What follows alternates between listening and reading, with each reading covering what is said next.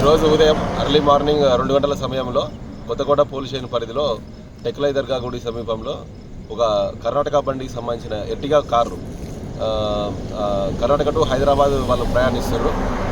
దాంట్లో వాళ్ళ family members 9 members ఉన్నారు. మొత్తం ముస్లిం కుటుంబానికి సంబంధించిన వారు. అందులో ఒక 2 బేబీస్ డెత్ అయ్యారు.